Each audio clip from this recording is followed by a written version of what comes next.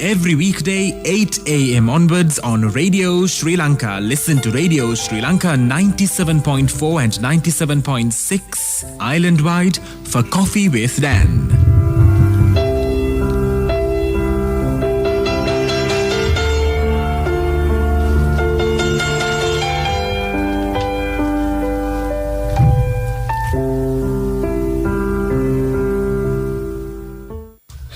Good morning and welcome to Coffee with Dan. This morning I have with me Dr. Lakmali Siriwardena. She is a doctor of medicine with a MBBS from University of Peradeniya and presently attached to the Divisional Hospital in Nawagamuwa.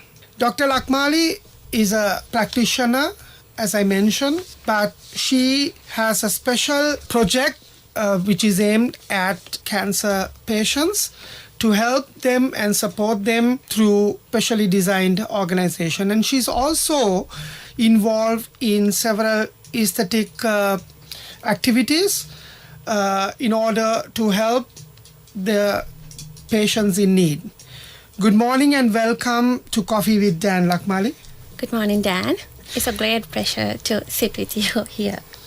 So, let me first of all, Lakmali, ask you, I know about your background. You have some talents in the aesthetic fields, which I'm going to discuss with you later. But why did you become a doctor? Actually, I want to say it's a dream of mine. You know, to become a doctor, it's a miracle. Since my childhood, I had a desire to be a doctor. So, not only that, I had a dream of being a pilot, to be a lawyer, and to be a singer, actor, like that. But I had to choose this way because I really wanted it. So, then I entered to Science College, Matale. Thereafter, I pursued my higher studies through science stream. Then, after passing A-level examination, I entered the University of Peradeniya, Faculty of Medicine, and thereafter, I obtained my degree from that university. Now you are attached to the Divisional Hospital in Nawagamuwa. Are you specializing any selected area? Actually, this is my third year of post-internship. I really like to do medical administration. For that, I have to wait another 2 years to sit for my administrative exams. So still I'm working as a medical officer related to that Nawagamuwa hospital. Your presence here today in the Coffee with Dan is especially due to the fact that you are concentrating on cancer patients and working towards the welfare of the cancer patients. So, how do you see cancer as a doctor? Cancer. It's a scaring name in my life. I think cancer is a deadly disease, right? So, it's a non-communicable disease, but it's spreading as communicable disease like a virus these days. The number is increasing very dramatically, and especially because of the lifestyle of the people nowadays.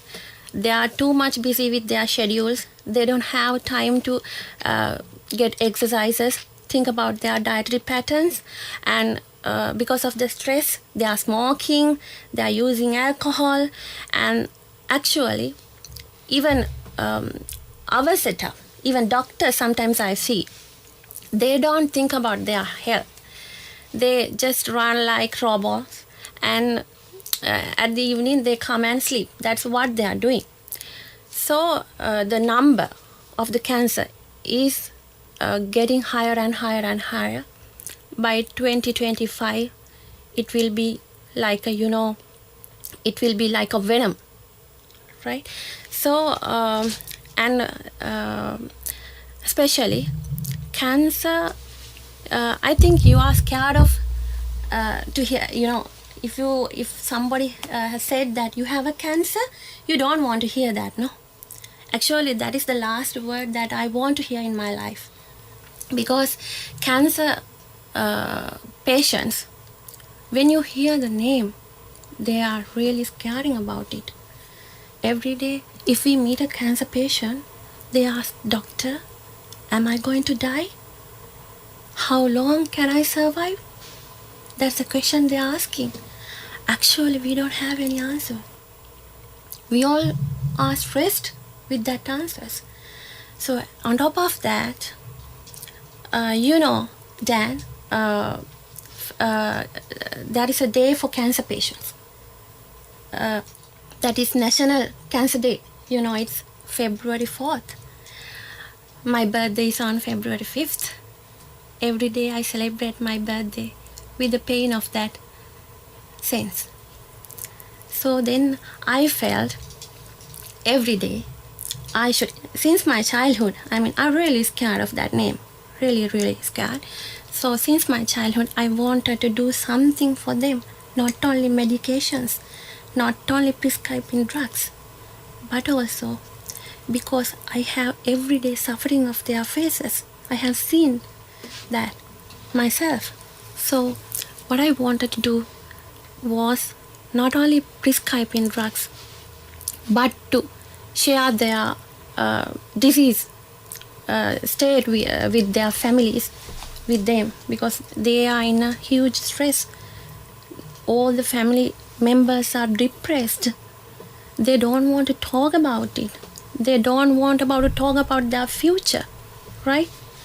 That is why I see a kind of a different thing between these cancer patients and the other patients. I see that difference. Yes.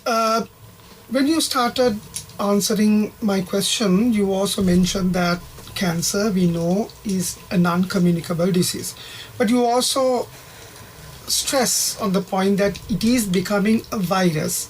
But virus in the sense it's not in a communicable manner, Yeah. but it's due to the conduct, the human conduct, Yeah.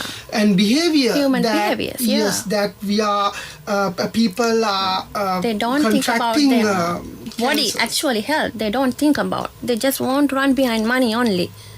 What I see. So that should not be done, It's because we have to think about our kids, our future generations, at least. Not only about us, but also about our future generation. There is also a saying that every human being carry cells of cancer inside their body, but some people they don't develop cancer because their bodies are so immune to react to those. But some people who are quite weak will contract or develop cancer cells in their body. Is this true? Yeah, I think it's true because, Dan, there are causes of, risk factors for cancers, right? If you're having a risk of getting a cancer, if you follow the wrong way of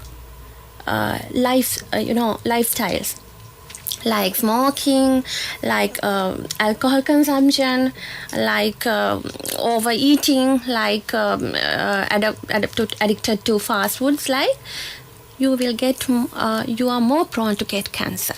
And especially what you it's genetic. Some people are genetically resistant to getting to get cancer, and some people are not resistant because the cancer, the pathology, the cause is in the cell, in the nucleus, in the gene, right? So if you are inherited, say if you're first generation, say your mom, your sister, your mom is having a breast cancer, the second generation has a 5 times chance of getting that cancer. So I think you got the answer you expect. Yes, because I know that the Colombo Medical Faculty has a kind of genetical test laboratory where they check whether a person genetically carries these cancer cells, like you mentioned, how the cancers develop from a generation to another generation. But when you mention 5 times risk, is quite high. Not actually genetically carried cancer cells. I don't like that word, but I like to tell it as genetically prone chromosomes, cell types in the body. There are no cells called cancer cells, but our body has made from a small little thing called cells.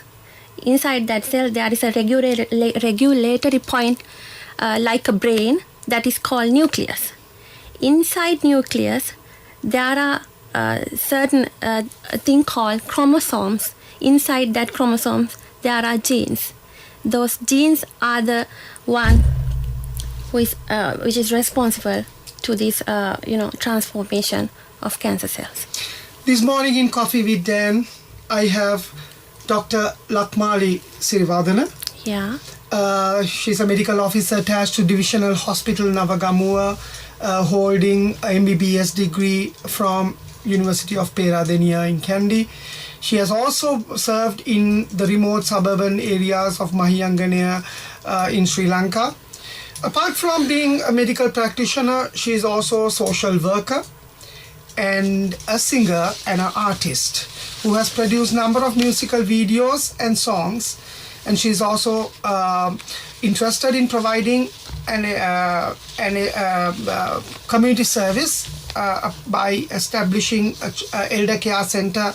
She has engaged herself as a consultant to a Japanese elder care center in Tokyo as well. Yeah. Now, turning back to our discussion, I would like to ask you about your social work. Now, you being a doctor, what made you engage in social service activities, and what is your area of priority in such activities? Actually, my area of priority, I like to, mainly concentrate regarding these cancer patients. For that, I want to generate a fund to help them.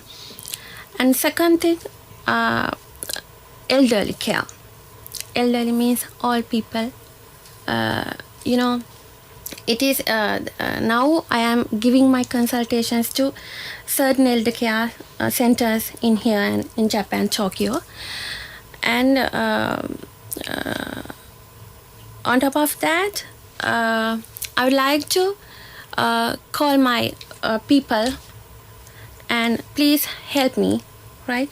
Because I want to find some financial support for the people who I am engaged with, especially cancer people. For that, I'm really keen of doing this social work. So what I want to tell is, the national theme of the cancer is together we can do together. Now, when you mention about the elder care or care for the aged, is it focus on cancer patients or other patients who are having Alzheimer and so forth? Elderly means, there are a few, if you find in a dictionary, you will find several definitions who is elder. Actually, I like to define elderly as the people who are older. Everybody. Maybe after 50 years of age, in their 50s, in their 60s, everybody. Not only the people who are having specific diseases. So everybody. Then a country like Japan, they have a good plan of caring to their elderly population. I like, I see some similarity between this cancer and elderly, because elderly population also rising, right? and the same time the cancer also the same, and we can't control. That's why I wanted to choose both areas to work. But when it comes to cancer, we know it's not only the elderly, or there is no age difference or age bar. You know, there are also children who are suffering. But for particular cancer types, there are age limits. Usually in some cancers, and reproductive age, the people are affected. In some cancers, elderly people are affected. Some cancers, children are affected. Like that. From cancer to cancer, it's different. And it's gender based also. Some cancers, the females are more prone to get. Some cancers, males are more prone to get. That is what cancer. So, with your social work, you're also engaged in certain aesthetic activities, such as you are a singer and you are singing for a cause, as I saw it recently in a newspaper, as a kind of a fundraiser to raise funds to help the people in need of various medications and so forth. So how do you find time for these things? Actually, I want to say I'm a doctor, a busy doctor. But if you need something to do, you will find a way. I think inside that you have the answer, no? So, aesthetic talents are embedded in my life, I think. Since my childhood, I practice music. Whenever I have time, I write lyrics.